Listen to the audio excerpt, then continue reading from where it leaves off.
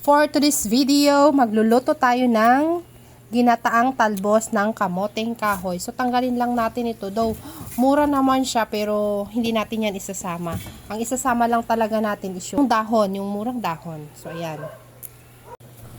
At pagkatapos matanggal sa kanyang tangkay, ayan. Hati-hatiin lang natin siya ng maliliit para mas mabilis siyang maluto. Kasi, mamaya pipigaan pa natin yan. At isa pa, mas mabilis siyang mapigaan pagka nahati-hati siya ng maliliit. So ayan, lagyan lang ng ating asin para mas mabilis siyang mapiga.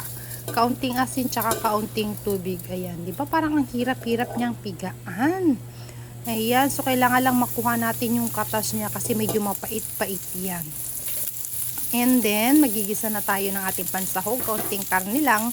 Mas masarap sana yan kung daing, kaso wala tayong daing. So, karne na lang muna. And then, pag nagisa na, pwede na natin ilagay yung ating napigang talbos ng kamoteng kahoy. Yes, kamoteng kahoy. And this is my first time na magluto ng talbos ng kamoteng kahoy na ginataan. At sana maging okay ang lasa niya. At tapos ilalagay na rin natin yung pangalawang gata. Kasi yan ang magluluto sa talbos. So, yan. Halo-haluin lang natin para malagyan lahat. And then, syempre, tatakpan lang natin yan para mas mabilis maluto, diba? Hindi lalabas yung moisture. Mas mabilis maluto yung ating ginataang talbos ng kamote. Tapos, lagyan natin yan ng tak-tak-tak. Ajinomoto. Iyan. At pag natuyuan na siya, pwede na natin ilagay yung kakanggata o yung unang gata.